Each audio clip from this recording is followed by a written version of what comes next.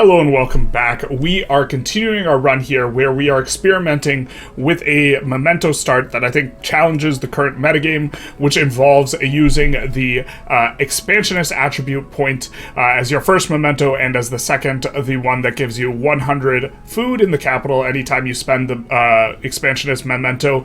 I think this slingshots you, or it does slingshot you up to size 5 really quickly, allows you to pump out settlers really quickly, and what we have done is a kind of little bit of a twist on this, which is we are doing a similar type of bloom start, but instead of a food bloom, it's a science bloom, and we have picked both the civilization and the leader that I think are best poised to make use of this in order to try and compare if there are some little edge cases that force out what is otherwise appearing to be the strongest start.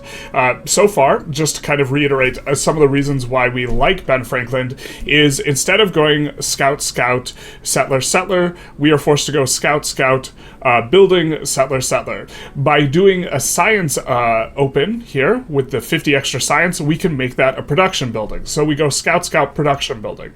Ben Franklin gives you extra science per age on production buildings, and he also has extra construction towards production buildings, and so you can make better use of this. And also, this open with Ben Franklin, with getting the extra science, we'll be able to research both construction buildings that you get at the outset very, very quickly in both the pottery and animal husbandry, and you can construct both buildings quickly. So this is kind of some of the ways in which Ben Franklin is particularly good, but also since we're forced into building buildings, we also went Khmer, which also leans into going food, and the Khmer being significant because districts on rivers do not remove the natural yield of the tile, allowing us to build a building, and then with that building gain additional food, and help to compensate for the fact that we don't have quite as much food. Now, to just kind of catch up on where we are and where we were compared to, because we did both run starts during last episode, so we had a slight bit of variance regarding both of the starts, in that we had different goodie huts and also different spawns for city-states. In particular, this is the start for the food bloom rather than the science bloom, which is going to be a little bit accelerated, but 100 food falls off really hard. This is important to note in the capital because there's exponential requirements for a growth event, and eventually it's completely insignificant. Also, we aren't going to be getting free expansionist attribute points, but since we are playing a science civ alongside a science also leader, we are going to be getting a science attribute points. But here, just kind of the important metrics we have is we have in each of these runs 2 settlers, 2 scouts, and 1 production building. But for the food bloom start, we have the settler already kind of poised pretty close to where we are going to found a new city. We have 1 city founded, or settlement founded. It's a town with population of 3 and population of 7 here with 12 turns to growth. That's going to be slower growth than we have in the science very significantly. And the exchange we have made is that we are a little bit behind on tech, currently researching animal husbandry, and maybe experiencing a little bit of a hiccup regarding what it is that we want to construct, but we are doing this on turn 16, which is a little bit faster than the science run where we had a science bloom. So, back to our science bloom start, again with the confound here, we would probably have this town on 3 pops if we were able to settle next to the dates and be gaining access to the resource immediately, but of note, we are 1 pop further behind in the capital as a consequence of not getting that 100 food at the start. But in terms of the math of this, it's important to emphasize that there is exponential cost increase for each growth event that you experience, and this is going to mean that we are going to catch up pretty soon here. Now, hide your kids, because we're about to show a spreadsheet, and kids aren't allowed to see those, but we've done a spreadsheet for this, taking a look at this, and as you can see, the bigger you get, the more turns you are going to need for a growth event, even assuming you are generating more food per pop, and it gets really, really, really, really large until the point where you can see in the gray, it's over 50 turns for a growth event, and you hit a sort of wall. This is one of the reasons why the food bloom start will fall off, is because getting 100 food once you're already into the wall is going to be functionally meaningless. And so we're 2 turns behind now, though. That's a lot of turns, but we are hoping that we can catch up. We're also at least 2 turns behind on our additional settle here as well, making it a total of 4 turns behind when we are getting our second city up and going. But we do have an advantage here in terms of the tech tree. We are not researching animal husbandry. We've finished it, which means that we get to work on this saw pit right away instead of building a less optimal building to kind of in our overall construction scheme, I think, although we did do a little bit of a deviation that was perhaps incorrect in going for Musong instead of mysticism. I'm starting to regret that. We had the idea that we would go for a little extra food to help compensate for not having as much food, but food is already weak enough that we're almost catching up already, so that was probably a mistake. But a significant thing that is going to be an advantage for us in this run is we're currently researching irrigation. So we're going to get that extra settlement limit, and as a consequence of us generally having a lot more science yields, because we're getting more science per city, because our attribute point expenditure here in the science, this 1 extra science per age on city halls, overall, throughout the entirety of the age, is going to generally be more useful than the production towards settlers, because often the thing that's throttling us is not the production. It just is at the beginning. This is going to allow us to have more tech, and us having more tech here, it does mean we have better access to which buildings we can build, and so we can take the time, instead of researching for an additional building to build, we can take the time to research irrigation earlier and get that extra settlement limit. So what I think that we're going to be demonstrating right now is that we get our 4th settle, or our 3rd settle on top of our original city. We get this a little bit faster here than I think with a food bloom start, and I think just the combination of this and us rolling an extra attribute thing might make this a better start for Khmer plus Ben Franklin specifically, which, to be fair, this is probably not the best leader / civilization start or anywhere close to it, but there are starts where the food bloom, I think, is going to end up not looking as good as some other available options. And just a kind of note, you can bloom and do this type of strategy not just with science, but with the other types of yields in addition to food as well. So let's get into the game. Another notable difference between the 2 runs is the quality of the endeavors that we have received from the AI, and also the different AIs that we rolled. We rolled plus a ton of culture in terms of our endeavors, getting a cultural endeavor agreement with both the other people, which allowed us to unlock altar quite a bit earlier than we otherwise would.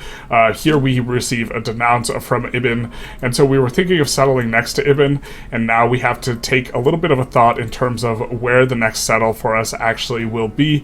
I think this is the fastest settle. I think getting settled down quickly is important.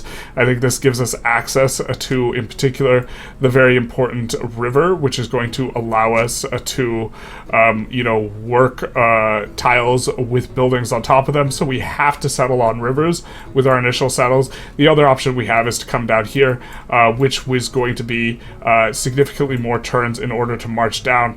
And so as a consequence, I think we end up settling next to Ibn, but we prepare ourselves for a little bit of some struggle against him if he's going to deck us. Collaboration with Confucius, giving an additional +6 science, is going to be pretty nice. However, moving us up to a whopping 27 science, we're getting our irrigation quite quickly here, and we will have an additional city.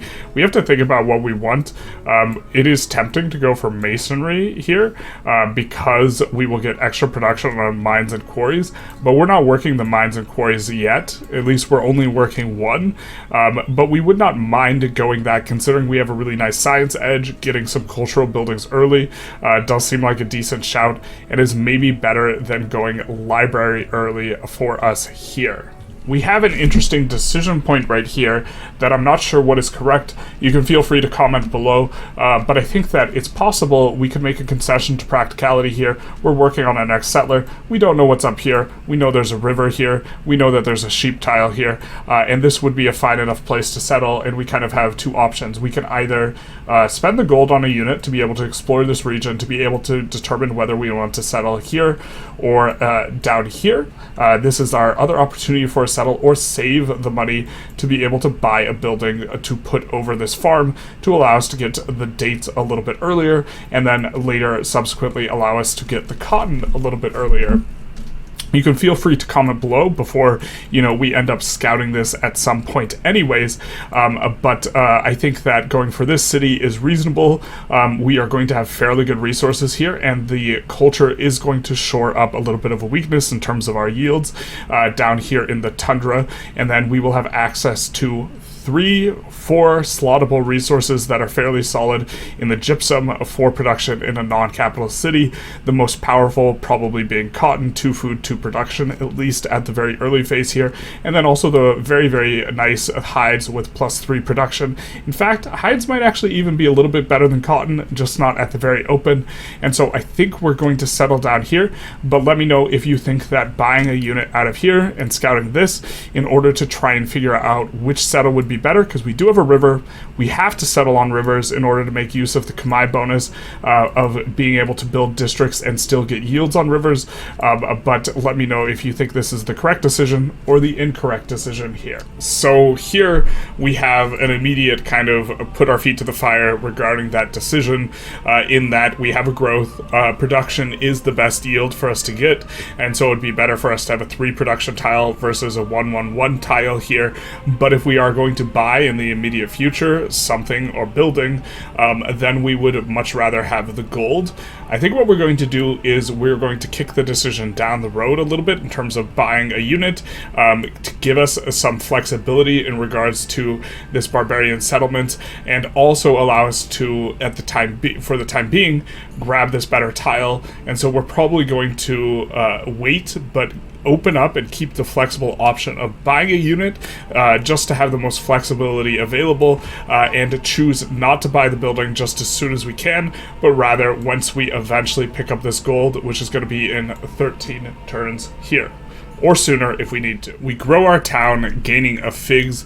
We're actually going to keep the figs in the town because in terms of the math, we are going to get new growths faster in the town as a result of the increasing amount of food required to grow a town. We are going to get new growths faster with this food here. However, if there is any production on this resource, we would gladly slot it into the capital because it's much better to have production than production converted into food here. But we're going to choose to grow the town a little bit faster, and hopefully that'll keep us on a good pace. 4 more turns to a growth, and we will use that growth probably to pick up this fishing boat here, which we will eventually override with a key, and then pick up this wool. The other decision, of course, is spending 3 in a row in order to get this cotton, which was overall the better resource to be had. If you chose buy a unit, you're probably correct here in what we should have done, as we do see this slinger coming in on us right as the turn we get this settler produced.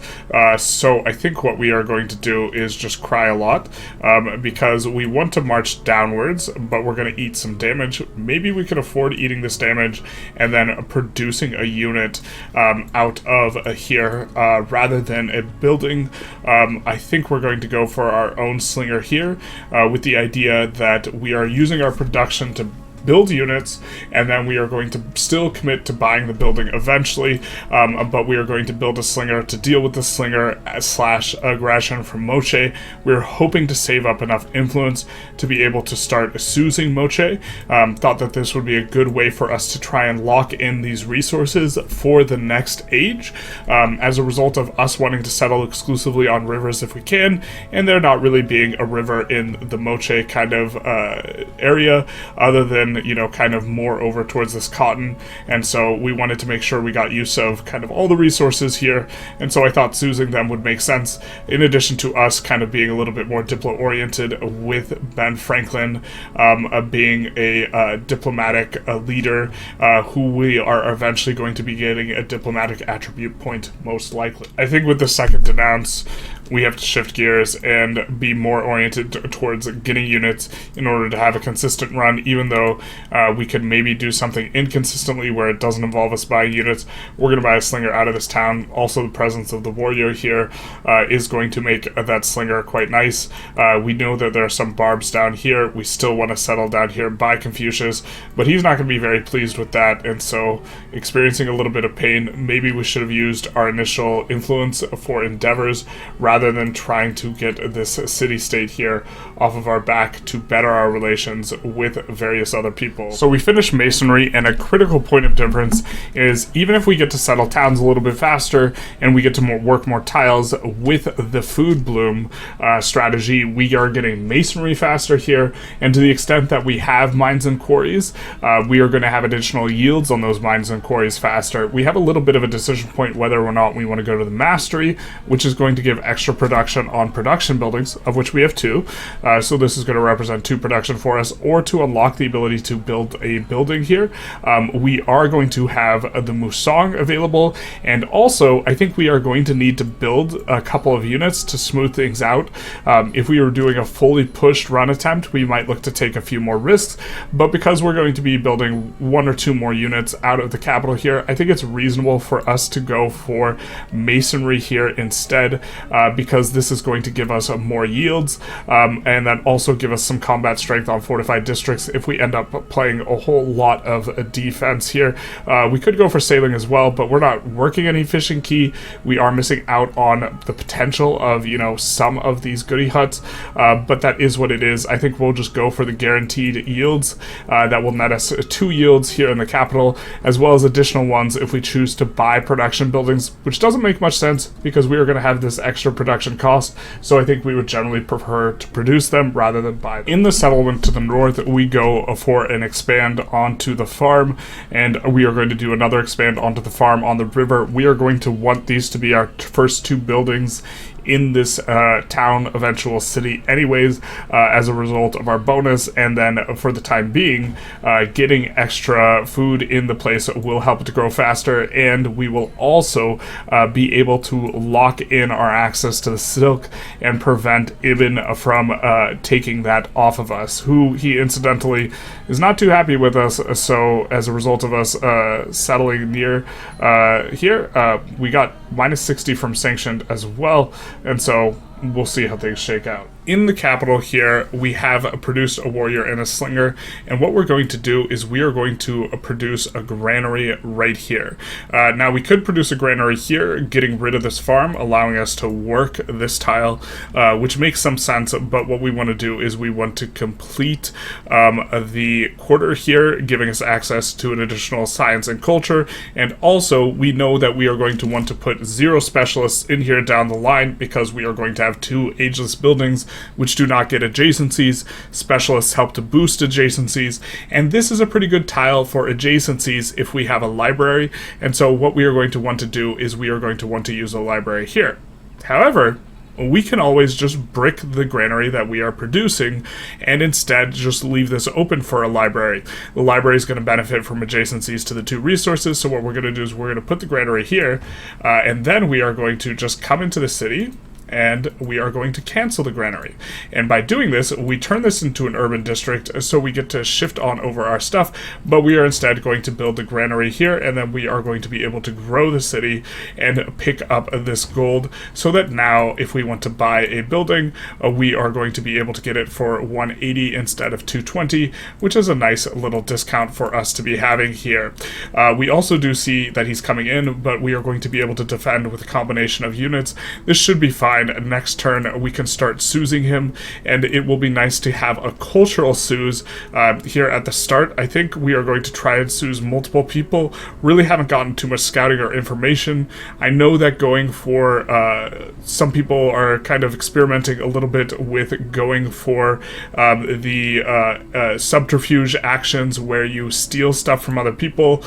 This isn't exactly our plan so far, so maybe we should disperse Moche, but I really do think that sousing them makes sense kind of in the context of us only wanting to settle on rivers, and so opening this up for other people to settle is just going to kind of feel bad, although it might be theoretically correct. I think we're going to have no problem getting codices, and we would kind of like the influence right now, so we're going to go with the influence, and we are going to start befriending Moche immediately while still simultaneously floating a 60 in order to be able to accept any endeavors from other populations.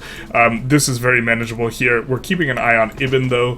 Having a little bit of gold floating is kind of nice in the sense that we will be able to buy a unit out of here in this town up here if we need to, if Ibn declares war on us. So it's possible that we're even supposed to open a triple scout. Just in a general sense, we find this absolute monstrous, like, a settle over here in the west, a little bit on the other side of Moche, which we're going to try and settle at some point, but we already have this settler in place, albeit at some low health bars, and so we're going to choose to just plop this settlement down right here and get going. This is going to upset Confucius, who incidentally has this archer over here, so that is a little bit scary, but we are going to continue on. We purchased a warrior, or sorry, we constructed a warrior out of here, and now we are going to have a little bit of a decision point whether we want to produce a beret here or put a monument in a less than optimal spot. I think that what we're going to do is we are going to put the monument right here, rather than giving ourselves an opportunity to place the monument next to double mountains. I think this will play out well because this will finish this as a quarter. We just won't ever be putting any sorts of specialists here, and by doing this we are also going to gain more yield than we would even if we were to put the monument here. The monument here would be 4 culture, 1 diplo. This is also going to give us a 1 science here, so I think that's going to be fairly solid, and this will also help us to catch up in the culture game.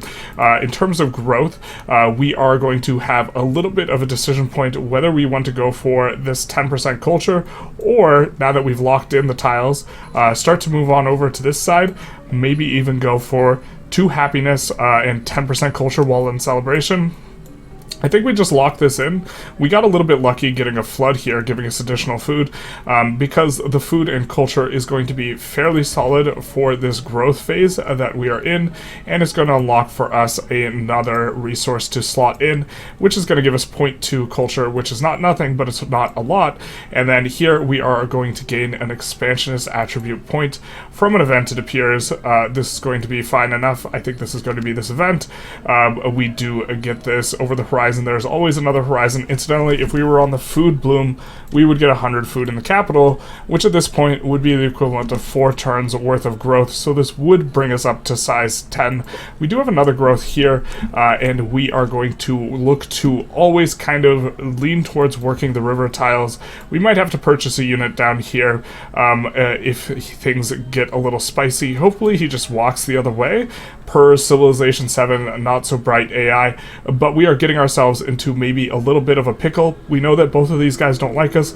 Machiavelli hasn't sent an endeavor our way. We don't really see someone who we immediately want to seize, so we're going to go for a research collaboration with him, and he's going to reject, and we will cry because we have no friends in this run, and things are starting to turn a little bit sideways. Really kind of wanted to showcase some of the strength here of this start, and I think that we really could have, if maybe these guys had been friendly with us, maybe we discovered that this settle was going to be absolutely insane, but as things stand, it's going to be a lot of making adjustments in order to deal with this deity AI kind of turning on us in several different ways. Everyone has a negative opinion of us at this point. So we unlock for ourselves a scientific attribute alongside our first,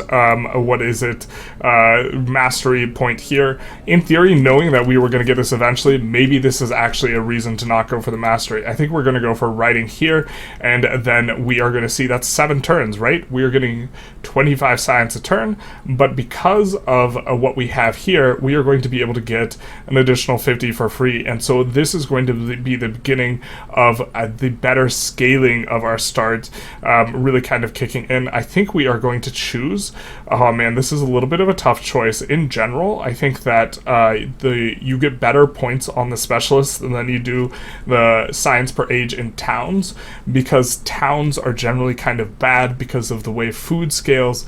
It is generally better to get as many cities as possible. Extra science per quarter is fine though, and extra science per alliance you have is fine, and it's fine to move on to this path as well, but in terms of what we should research, we're going to go for a lot of tech masteries over time.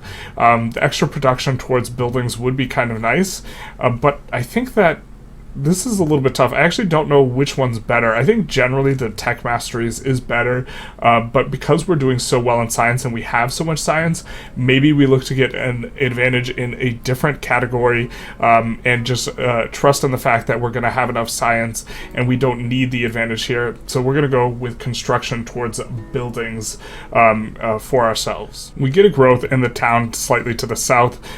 We are going to go for the wool, which is going to give us production, and for that we will slot it into the capital rather than into a town. I think what we are going to do regarding the towns, though, is we are going to move this food into the newly established town, because it will benefit from the food a little bit better, and it's also unhappy, incidentally, so this will be good for us. I think we might even want to consider moving on to another settler right now, even though we don't have the extra settlement limit. We have several towns, this is true, and they don't have very good happiness, but man oh man, do we really want to settle that other spot? And our city itself is really happy. Indrapura is happy enough, and maybe we can just go ahead with tolerating the lower happiness. It's not like we have a lot of civic cards anyways that the celebrations would help us out with, and we do want to lock this in, this being such an appealing settle here. If we settle right here, we will get access to, count it, 7 resources, 3 of which being the strongest opening resource of the cotton. This is just an absolutely insane settle, on top of all of these being on, or just a lot of river tiles, which we are going to be able to build buildings on and have it be very, very strong for ourselves. We really, really want to have this here, and I think that maybe it's worth settling a little bit early before we get the plus settlement limit, which I think we are quite far away from at this point. An additional plus settlement limit. Where are we getting this next in the tree? I'm not entirely sure. I think it's even entertainment with the plus settlement limit, or the Khmer civics might be able to help us out at some point. It looks like it won't be that, and we are far from entertainment. I think we have enough reserve gold after things go a little bit sideways. We are trying to be conservative, not spending it immediately, that we are going to go ahead and buy a granary here on this rural district, which is going to generate for us a whopping 6 yields, and is going to bring us one step closer to getting this cotton down here, making use of the Khmer bonuses. We're not building here, we're building here to brick our own farm, and then we will be able to grow the town over here in this direction. I do think that in general the granary is not very strong. However, if you're on really low population, it is quite strong, because we are getting a 5 total yields from that granary. That's going to represent getting us to the growth event much, much, much faster, given that we were on 7 food before, and so I think that is substantive enough. Incidentally, it also gives us an additional production, which is going to turn into an additional gold, and we just have to kind of hold on here. Just kind of looking to take out units again. We are befriending them.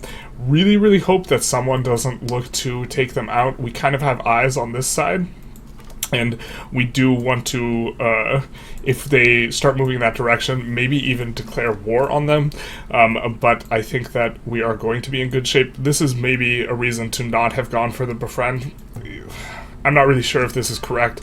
It's probably incorrect, and it's probably flubbing our start. In retrospect, I do wish we had sent a bunch of endeavors to Confucius and Ibn at the outset in order to keep them friendly, because we can always come back and seize this town later. We do need a flat tile for our unique improvement here, so rather than going for this mine, which is going to have a little bit of a better improvement but is not going to be flat, we are going to go for this flat yield up here or here in order to improve it for the beret. Just going to have a brief reflection on if one is better than the other. I'm not sure that it is. I know we are going to want to construct buildings here because the mountain adjacencies eventually, and we maybe want to construct buildings here because we actually, okay, there's a mountain adjacency and a resource adjacency here, no adjacencies here, so I guess we're going to go with this as a tile that we maybe want to keep workable for the rest of the game, and then we will be able to build the beret on top of this, which is going to generate us additional food on top of the woodcutter for the rest of time.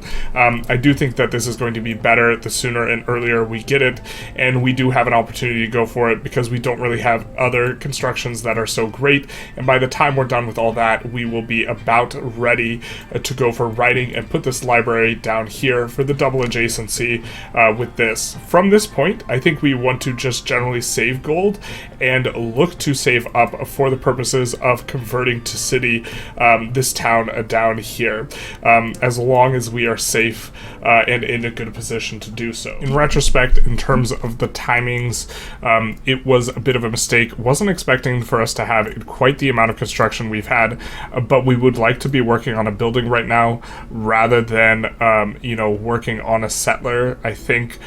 So in retrospect, going for this mastery was probably a bit of a mistake. We probably should have gone writing instead. That way we could work on the library. I don't think we want to try for the really cutesy settler, and we don't have any wonders available either because someone managed to complete the hanging gardens.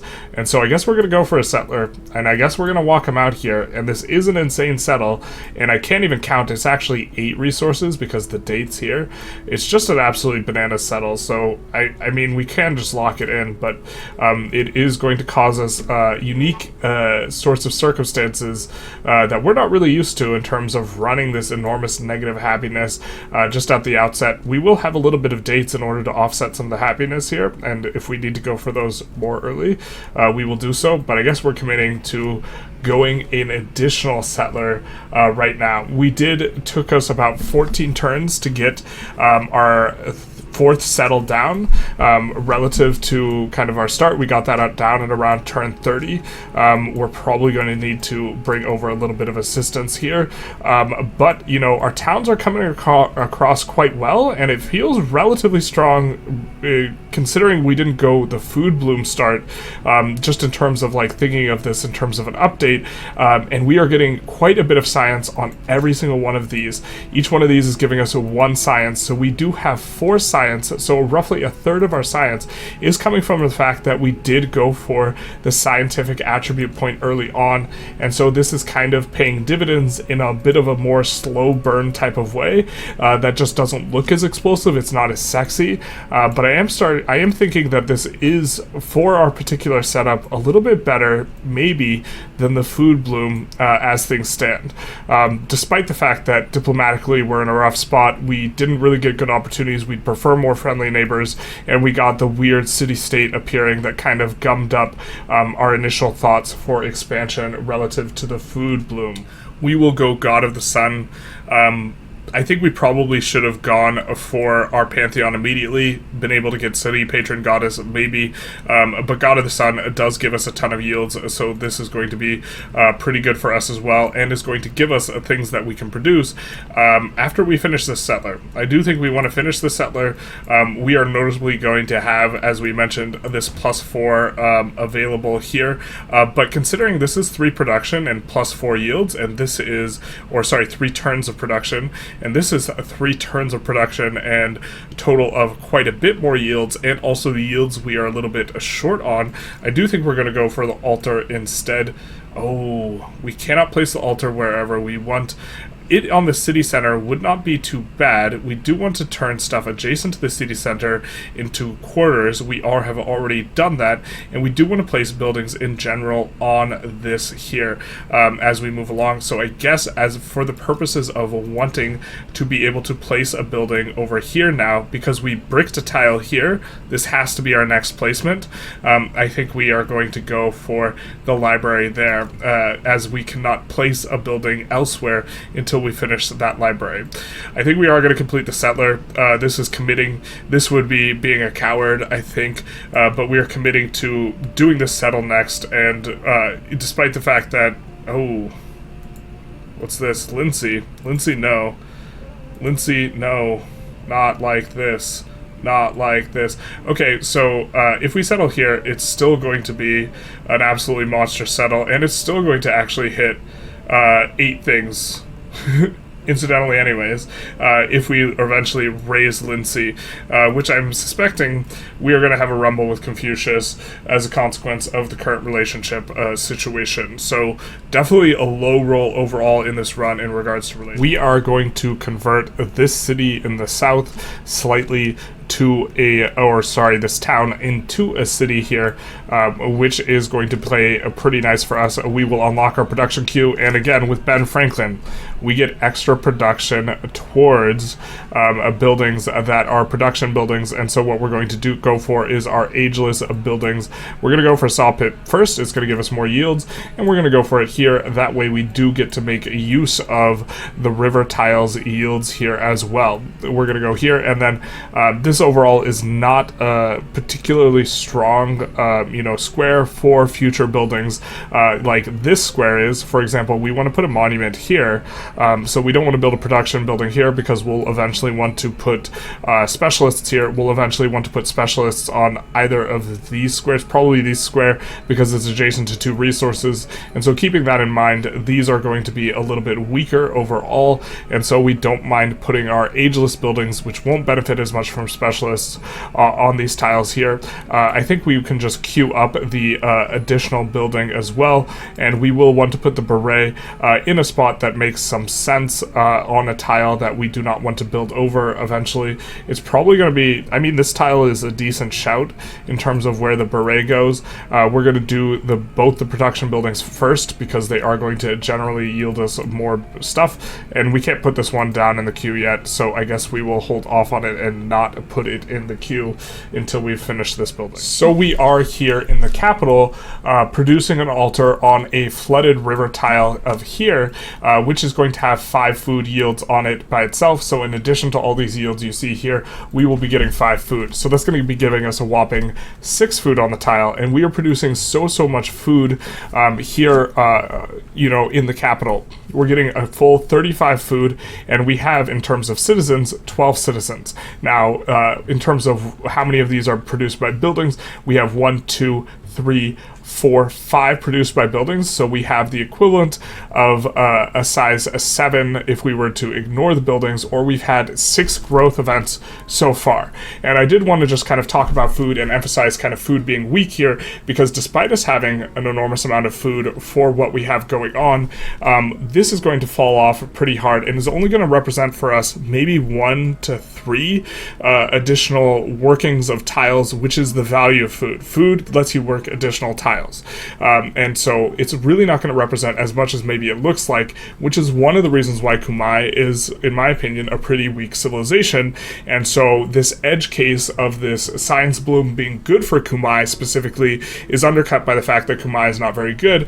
As good as getting all these huge yields looks, it doesn't really translate into additional yields for us, or these good food yields. Or it kind of does because it's just free, but this is what we're getting out of Khmer. We're not getting some of the other bonuses that other civs have. This is just our bonus, and so while it looks really good, spreadsheet warning, hide the kids, don't let them see this, it's not going to necessarily translate all that well. Now, we had a size 7 city that we are getting some amount of flat food in. We had a total of 35 food, or 36 food, with our assumptions. And so what we're going to do is we're going to come in here and we're going to put in an assumption that we are getting per citizen 3.5 food. And this is going to...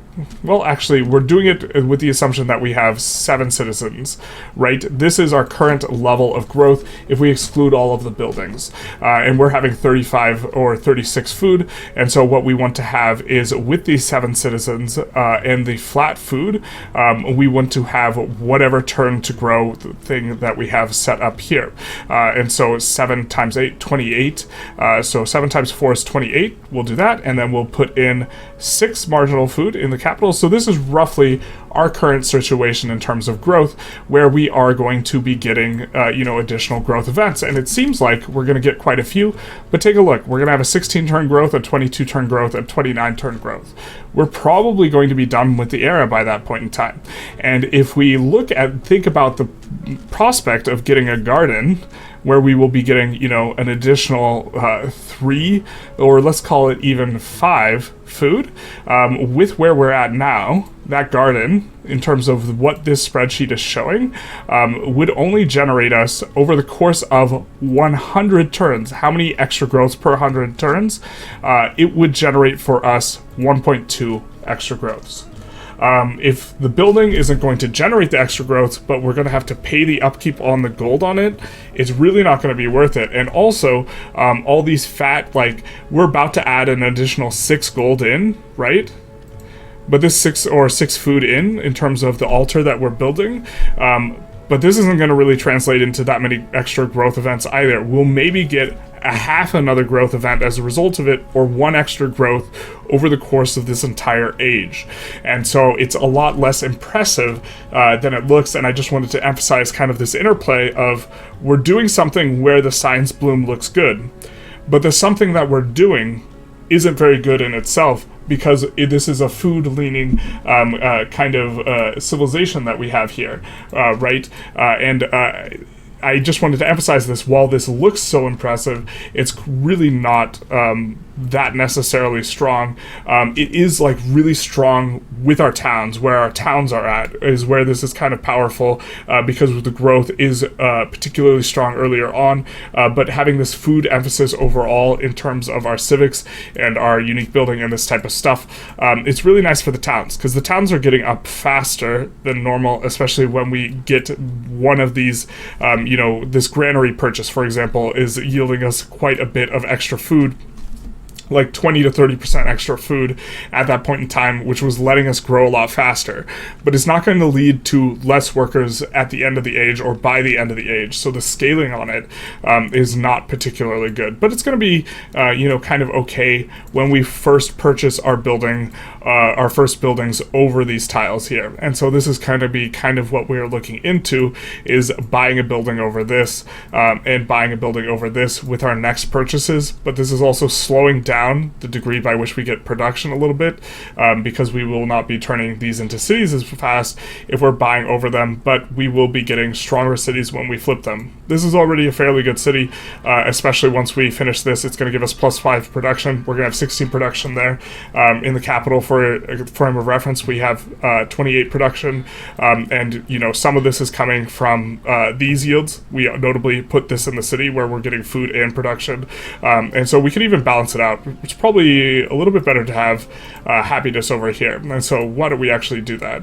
Next opportunity we get, because we can't swap it over at the current juncture. 2-turn brickyard for us, which is going to yield us a total of 5 combined yields, again generating that food, which is going to slingshot us up towards that wall by which we don't really gain additional workers. It's going to propel us up towards that faster, so we are getting a little bit of explosiveness off this. But this is also really nice to be able to produce this in just 2 turns. We're on standard speed, we're on deity, and this is of course off the back of the Ben Franklin bonus. So I was mistaken when I said that we couldn't build the hanging gardens. I don't know what that was up with. That's probably just our own inability to read. But we have we can either go for a great steel, which would be decent, or hanging gardens in the capital. We don't really have an additional thing that we would really want to produce, notably this garden that is giving 8-1. We're not about this. We do not want to pay any sort of upkeep on the garden, and it has 2 maintenance, and this food, again, not going to yield us too much relative to just sticking with our 40 food here. And so hanging gardens, however, growth rate is going to represent, roughly speaking, a half of a population in terms of like where your equilibrium is. And so this is going to be good, and great steel is going to be kind of okay. It's not going to scale too well. But if we manage to get multiple wonders in the city, it would be pretty good. It's not poor. It doesn't scale well into like later ages though. I think we're gonna go with the hanging gardens, looking for that expansionist attribute point, not really caring about the food. But here's going to be an excellent spot for it, because we know that this tile here, where the library is at, we know we're going to want to put specialists there eventually. It's got 2 resource adjacencies. Here has 2 mountain adjacencies. So this is the perfect spot for a wonder, because it's going to help out the specialist, really good specialist tile here, and the really good specialist specialist tile here for us. We have also a solid specialist tile here because it's adjacent to 2 resources, and then after that we kind of just have middling specialist tiles of various sorts. We could also place it here in order to brick this farm. In fact, we're actually going to place it there to brick this farm. This is actually a nice little trick that we sometimes forget about, because we can brick it and then we can cancel it and that farm's still bricked, which is going to be fantastic for us. And so we'll just put the hanging gardens over here instead, which is where we want it. And now we will be able to work on some production, which of course is the yield that we are pursuing. We're going to work this rough tile here and get ourselves a little bit closer to this, which will be worth working for us, and have 9 turns instead of 10 turns on the hanging gardens as a result of us bricking over this tile. So we definitely should have done that earlier. As soon as we got a wonder available, that would have been a fairly good shout, but we will go for the wonder right here in the capital. So we have ourselves an opportunity to redo some of our setup here. What we're going to do is, since we are fully filling out all of our towns and settlements here, we are going to make sure that we put food inside of the towns. So we're going to get those over. We have a +4 production on cities that are not the capital, so we'll of course slot that in and not the capital, and we will move over the food production away from the capital, instead just keeping the production, and then also getting this slot in as well, so everything's slot in. I think we will get some age progress, or we've already gotten it in terms of legacy path towards economics. We are now suffering also, though, unhappiness, which gives you reduced yields, which is something that we are going to want to combat, and so we are going to be a little bit aggressive about getting an altar after this monument here. I'm not sure exactly where we place it. We can't place it on a river, really. In fact, we probably should build an altar instead of a monument. In fact, why don't we pivot? Because we're still going to want to build this, but I think we're going to want this first because it is going to give us more yields overall, and it's going to help with the yields, even though it gets completed 1 turn slower. So maybe a little bit of a ball drop there, but happiness, we're still happy in some of these places, happy enough, at least 0 happiness there, but we're not going to be having a partying event anytime soon, and we maybe end up buying an altar in this city.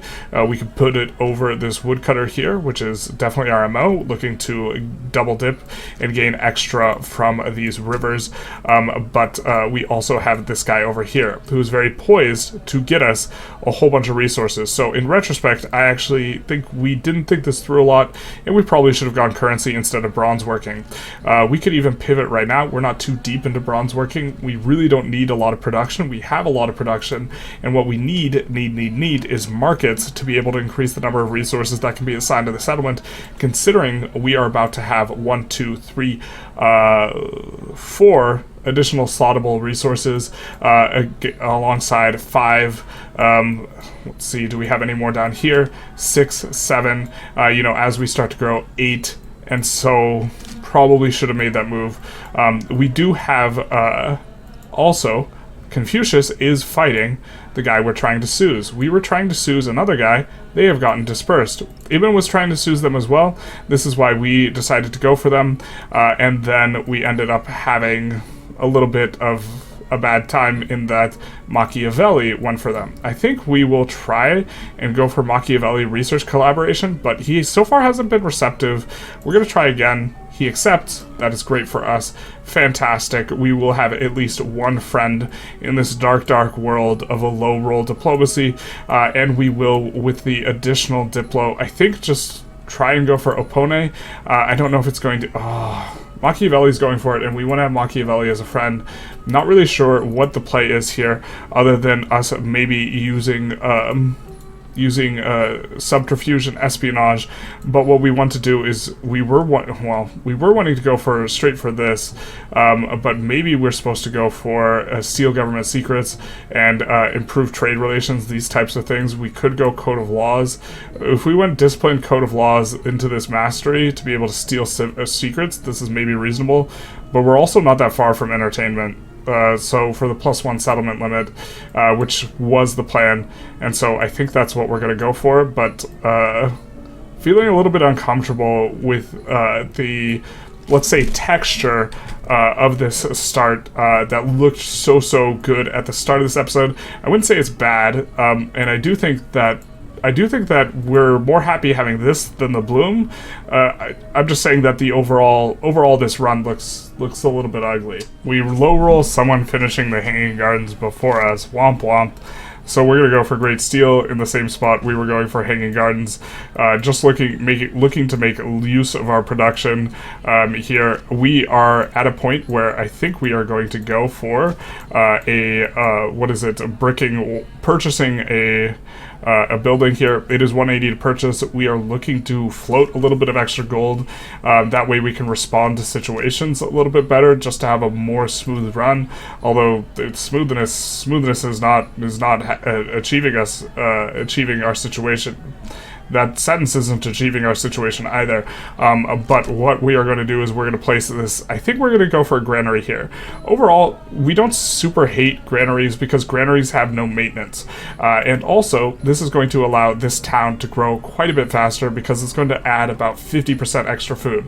So it's this weird inflection point where we like food in this town because it's going to give us extra yields, but we don't like food very much over here because we're already starting to nudge up against the wall, and so here we will get a little bit faster some of the things we're looking to get, like this wine, so that we could get 10% culture when into celebration, +2 happiness in the capital, so we could slot in this production as well and get these things a little bit faster. So the food we don't hate, and we will maybe here even do the same thing, although that granary will be worth a lot less because we're not working as much consistent food-oriented tiles, which we are over here, where we have this, and we have, well, I guess it's just the 2 tiles versus here just having the 1 tile that would benefit from a granary, but no more tiles in sight that are going to benefit from a granary.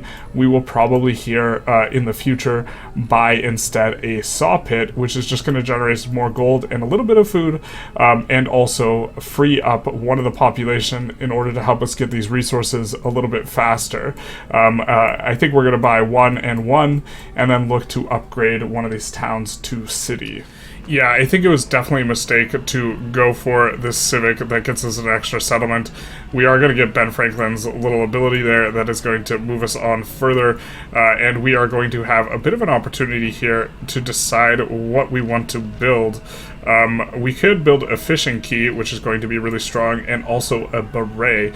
Beret we would want to put over one of these woodcutters, which would work just fine for us, but considering the key is going to give more yields instantly, I think we're inclined to build over the key here, and it will also refund pop, which is going to be fantastic for us, which is going to allow us to select another tile to improve. Now, we are at a juncture where we do not have any more available slots, so even though cotton is insanely good, I think what we're going to go for is going to be this here for the 4 production, which is going to let us get buildings up much quicker.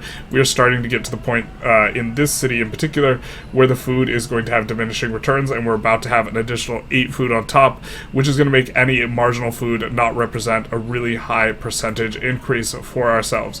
We're going to heal this guy up. We did discover this city center or city, and so we're going to befriend, and I think we're going to add influence here too. Look to get them in 20 turns. We are pretty close to getting these guys soused up, just as long as they don't get taken out by Confucius before then. We should be in good shape, and these guys are even on a river that would be reasonable for us to integrate, looking pretty good. Nice to get the production tile there. We are going to kind of be able to hopefully... Did they not get destroyed? No, we just got free production. Is that it? It's not damaged? You sure? You sure? We do have a little bit of growth. Let's take a look at what we can cook up. And now we're faced with a very similar decision again. We're going to want to eventually put a building here. The reason being is because we want to build another juicy building. Oh, we can't. This is a fishing boat now. So we've kind of used all of our river tiles that we can in order to double dip and maximize food. And now we have some awkward choices in that we could go for the resource, which the resource is good, but I think that where things stand, this place is unhappy. So it would be nice for us to get a happiness. We're valuing production over food right now. I think we go for this woodcutter here. Even though this has more nominal yields, the production is worth considerably more than the food for this town at this point in time. We, for this town, want to move on over and slowly get to the point where we can work this. And so we are going to start coming down. This is a little bit of a less yields than this, but we're going to do that. And so far, we're kind of supporting the happiness of our places decently well, off of getting buildings that are going to give happiness, this type of stuff. I think the fishing key is going to give us 1 happiness, and so this is going to get us to a spot where we are going to be able to, we're just a little bit off of this. And maybe we can even slot in a happiness-oriented resource. These guys are not very happy, though. But rather than fix their happiness, I think what we're going to do is we're going to come in here. We see we have 6 turns to growth. And let's kind of show some of the power of food in this city here, where we're going to brick this tile. Fantastic. And in doing this, we will be able to buy another kind of tile here. Now, we could grab this and lock in the fact that we have secured this cotton. And actually, I think that just makes the most sense, but this is also going to give us additional food per the granary. We're just locking in the tile, we're blocking him off the tile, and then we are going to come down and do the same principle down here, but we are going to have some tiles to brick after this. In fact, we might even just go here and then here in order to secure this rather than the farm, but the idea is that we are going to be growing quite a bit faster. We see they have 11 turns, and really we have 4 turns, so food in the early kind of stages, again, spreadsheet warning, hide the kids, in the early stages here is going to be really, really valuable for producing extra growths. You can see here, if we're assuming an average of 4 food per citizen, if we swap it down to 2 food per citizen, or even 1.5 food per citizen, we're going to get much slower growths in this like 3 to 5 range, right? 1.5 versus 4, we are going to have, well, I guess it's not much slower. To be fair, we're assuming quite a lot of flat food. So let's take this off and then look at 1.5 versus 4, which is kind of maybe the situation we're having in here, because there's base yields for every town that is going to be achieved. If we take a look at that versus the amount that we are getting in this town, why don't we check really quick how much is being achieved in this town. We are getting 13 food off of relatively low population, 1, 2, 3, 4 population for 13 food, so that's going to be a little over 3 per yield. Right, we'll call it 3.5, and we can see that we have, I think, 1 building and then 4 of the other production. So like we have like these 4 or 5 turn growths, and then this other guy who isn't working as many tiles, this type of thing, he's got like these 10, 11 turn growths. And so the marginal value of food, you can see we will get a ton of growths per 100 turns, while we are on these like lower kind of ranges, which is what we are at. And so as a result, buying the granary there makes a lot of sense, even though we would not dare to build a garden in the capital. We do manage to secure the Great Steel, which incidentally, for what we have going on, is going to be pretty good, because gold is a throttle for us. Gold is a very significant throttle. I wish we had an advantage towards producing gold.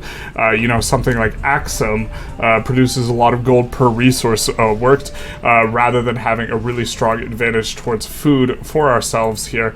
But that is going to be some gold that we can immediately kind of come and find a spot in our cities. We haven't yet built a place here. I think we're going to benefit quite a bit from you know what we probably want to build here is an altar. We have enough gold for it. We are getting minus happiness. It gives a tremendous amount of yields. It is going to give us food and this type of stuff. And the saw pit's just going to generate us a little bit more gold. Overall, this is way more yields for just a little bit extra cost, and we're still going to be able to move over and build more stuff. And so I think we're going to do this, and it's going to help to solve the unhappiness issue. And with that, we will move ourselves just a little bit closer to working on this tile, and we reveal Longsheng, which incidentally we might want to seize because they are less likely to get taken down. We are generating a decent amount of influence, and unfortunately, with our diplomatic situation, we can't make too great a use of it. Although, I guess, we probably should have sent Machiavelli a second one per the advantage that we have with our Ben Franklin. So I think that in a lot of ways we maybe misplayed this over the last 40 turns, which is the session that we have played so far and is going to be the session so far. But I do think that despite, to whatever extent I think I've misplayed this, I think the mementos choice has felt solid and has felt good. We have been generating an additional 4 science all throughout, and got an additional 5 science on one of the turns, an additional 5 science, because we are getting 1 base science on each of these places, and so I think that this has been better than the food. We tried to talk about the food a little bit in terms of emphasizing why it falls off, and also discuss that even though this maybe is a good memento combo for Ben Franklin, Khmer specifically, I think Khmer is probably not that good. So it's not like this is one of the best starts in Civ 7. It's, if you wanted to play Ben Franklin Khmer, I do think that this memento combination is stronger than the traditional Bloom, where you just get a bunch of food at the outset. And hopefully we've shown some things regarding and kind of related to food that I think raise a little bit of suspicion regarding the overall metagame of this going for the Explo and expand attribute point and the 100 food, just because of how food falls off, and your lead that you generate will always go away as a result of food falling off really, really hard, and the math behind the exponential growth. But I hope you enjoyed this episode. If you did, please feel free to like, comment, subscribe, do the YouTube algorithm thing. And other than that, have a good one.